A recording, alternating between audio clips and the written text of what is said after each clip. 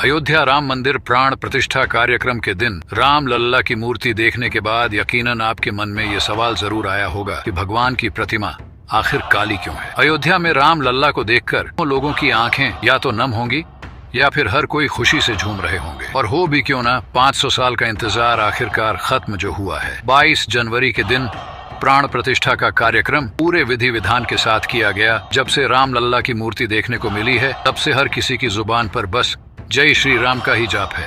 लेकिन मूर्ति देखने के बाद आपके मन में ये सवाल जरूर आया होगा, आखिर मूर्ति का रंग काला क्यों है, उनकी आंखों से जल क्यों दिखा। राम लल्ला की मूर्ति को शिला पत्थर से तैयार किया गया है, जिसको कृष्ण शिला के नाम से जाना जाता है। यही वजह है कि राम लल्ला की मूर्ति काले रंग की है, जिसे हम श्यामल भी कहते हैं। शिला पत्थर के अपने कई गुण भी हैं। राम लल्ला की मूर्ति को इस पत्थर से ही आखिर क्यों बनाया गया है, इस सवाल का जवाब आपको इस पत्थर के गुणों में देखने को मिल जाएगा। दरअसल राम लल्ला की पूजा के समय उनका दूध से अभिषेक किया गया। इस पत्थर के गुण के कारण दूध में किसी भी तरह का बदलाव नहीं होगा। इस दूध को पीना स्वास्थ्य के लिए हानिकारक भी नहीं है। इस पत्थर का 1000 साल तक कुछ भी नहीं बिगड़ जाता है। इसमें किसी भी तरह का बदलाव नहीं होगा। मान्यता के मुताबिक जन्मभूमि में बाल स्वरूप की उपासना होती है। इसी वजह से भगवान श्री राम की मूर्ति बाल रूप में बनाई गई है। प्राण प्रतिष्ठा प्रक्रिया का अर्थ है कि मूर्ति में प्राण डालना। बिना प्राण प्रतिष्ठा के मूर्ति पूजन पूरा नहीं माना जाता। मूर्ति में प्राण डालने के लिए मंत्र उच्चारण के साथ देवों का आवाहन होता है। इसलिए जिस भी प्रतिमा की पूजा होती है उसकी प्राण प्रतिष्ठा करना बेहद जरूरी है। जिस वक्त मंदिर में अनुष्ठान चल रहा था तब मोदी के एसपीजी कमांडो मंदिर की छत पर चढ़कर निगरानी कर रहे थे। चप्पे चप्पे पर नजर रखे हुए थे। प्रधानमंत्री नरेंद्र मोदी की सुरक्षा में कोई चूक न हो, इसका खास तौर पर ध्यान रखा जा रहा था। अयोध्या में सुरक्षा के मद्देनजर पुलिस ने राम मंदिर परिसर को अभेद किला बना रखा था। मगर पुलिस के पहरे के बाद मोदी की सुरक्षा के लिए एसपीजी के कमांडो साथ थे। मंदिर की छत पर 1-2 नहीं बल्कि मोदी के कई कमांडो नजर आए जो पूरे परिसर की निगरानी कर रहे थे। आधुनिक हथियारों से लैस कमांडो मंदिर परिसर में वीवीआईपी के हर मूवमेंट पर नजर रखे हुए थे। स्पेशल प्रोटेक्शन ग्रुप देश के प्रधानमंत्री की सुरक्षा के लिए होता है। विशेष परिस्थितियों में इन्हें प्रधानमंत्री के परिवार और पूर्व प्रधानमंत्री की सुरक्षा के लिए भी लगाया जाता है। आधिकारिक तौर पर इसका गठन 8 अप्रैल 1985 को संसद के एक अधिनियम से किया गया था।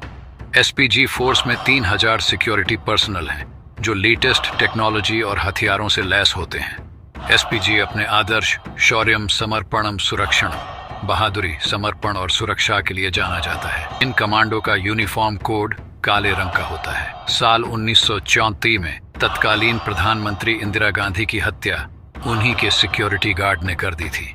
इसके बाद प्रधानमंत्री जैसे जरूरी पदों पर बैठे महत्वपूर्ण लोगों की सुरक्षा जरूरी मुद्दा बन गई। साल 1985 में इस मुद्दे को देखते हुए बीरबलनाथ कमेटी बनाई गई।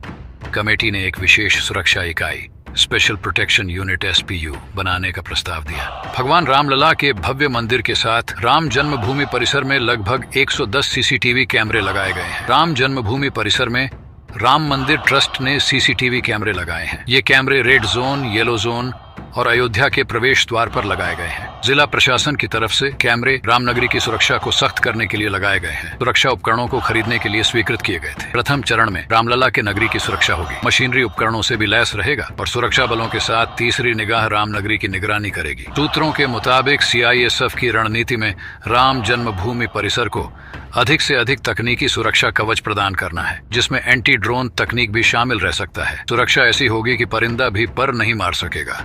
वर्तमान में राम जन्मभूमि की सुरक्षा में सीआरपीएफ, पुलिस और पीएसी तैनात है। सूत्रों के मुताबिक जहां गर्भगृह की सुरक्षा सीआरपीएफ के हवाले है तो वहीं अन्य बाहरी सुरक्षा पुलिस के हवाले है। उत्तर प्रदेश के अयोध्या में राम मंदिर के उद्घाटन के बाद मंगलवार तो उसे भक्तों के लिए खोल दिया गया। पहले दिन मंदिर में भक्तों का सैलाब उमड़ पड़ा। इसे संभालने में प्रशासन के भी पसीने छूट गए। योगी आदित्यनाथ को इसके लिए भक्तों से अपील करनी पड़ी कि वे संयमित ढंग से दर्शन करें।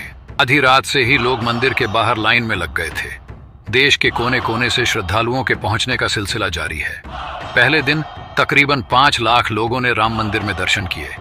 सोमवार को प्राण प्रतिष्ठा के कार्यक्रम के पहले से ही सरकार व श्री राम जन्मभूमि तीर्थ क्षेत्र ट्रस्ट के पदाधिकारी लोगों से अपील कर रहे थे कि अभी अयोध्या न आए। लेकिन आस्था का ज्वार लिए श्रद्धालुओं के आने का सिलसिला पहले ही शुरू हो चुका था। 2 दिन से अयोध्या में बाहरियों का प्रवेश बंद किया गया था। प्राण प्रतिष्ठा के कार्यक्रम के बाद जैसे ही लोगों को मौका मिला, उन्होंने मंदिर का रुख करना शुरू कर दिया। भव्य मंदिर में दर्शन सुबह 7 बजे से शुरू हुए, लेकिन इसके पहले ही हजारों भक्तों की भीड़ जमा हो चुकी थी। शासन ने मशक्कत कर लोगों को पंक्तिबद्ध कराया। रामपथ से लेकर राम जन्मभूमि पथ तक लंबी कतारें लगी थीं। पुणे के किरण देव अपनी पत्नी व 1 साल की बच्ची के साथ लाइन में खड़े थे। उन्होंने बताया कि वह सोमवार को ही आ गए थे और अयोध्या के बाहर रुके थे। लाइन कितनी भी लंबी हो, वह दर्शन करके जाएंगे। भग यही भाव वहां पहुंचे श्रद्धालु का था। सब रामलला की झलक आंखों में बसाने के पहले यहां से जाने को तैयार नहीं थे। मंदिर के अंदर भी भीड़ संभालने के लिए व्यवस्थापकों को काफी मशक्कत करनी पड़ी। थोड़ी थोड़ी देर में गर्भगृह का मुख्य प्रवेश द्वार खोला जा रहा था, लोगों को अंदर किया जा रहा था। भीड़ का एक रेला निकलने के बाद फिर दूसरे का प्रवेश कराकर व्यवस्था संभाली जा रही थी। भगवान राम अयोध्या में बाल रूप में विराजमान है, इसलिए पूजा प्रक्रिया में भी लोक वात्सल्य की झलक रही।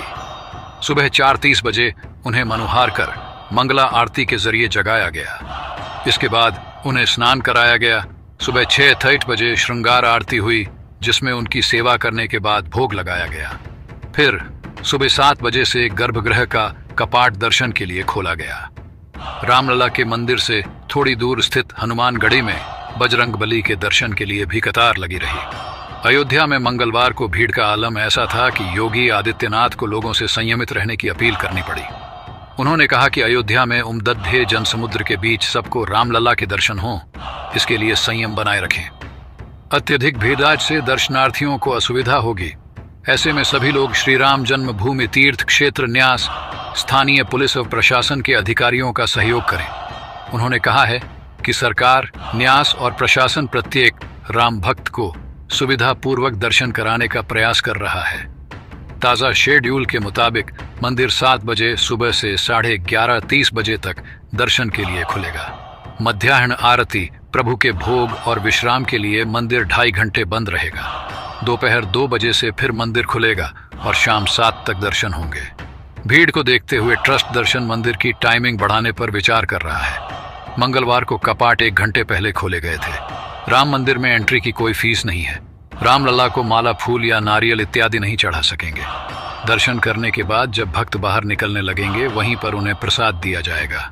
सुबह मंगला आरती, दोपहर में मध्याह्न आरती और संध्या आरती में शामिल होने के लिए पास लेना जरूरी होगा, जो श्री राम मंदिर तीर्थ क्षेत्र ट्रस्ट के ऑफिस से मिलेगा। आधार या अन्य आईडी कार्ड दिखाकर पास मिलेगा। अभी एक बार में 30 लोग ही आरती में शामिल होंगे। मंदिर परिसर में किसी भी तरह का इलेक्ट्रॉनिक सामान नहीं ले जा सकेंगे। एंट्री के पास लॉकर रूम में मोबाइल और अन्य इलेक्ट्रॉनिक सामान जमा कराने की व्यवस्था है। लखनऊ में परिवहन निगम ने अयोध्या जाने वाली सभी बस सेवाओं को अगले आदेश तक कैंसिल कर दिया गया है। मंगलवार को रूट बहाली के बाद सुबह करीब 10 बसों को रवाना किया गया था। उसके बाद अयोध्या से आई सूचना के बाद बसों को होल्ड कर दिया गया। अफसरों का कहना है कि अयोध्या में भारी भीड़ की वजह से अव्यवस्था की स्थिति बन गई है। ऐसे में यह निर्णय लिया गया है।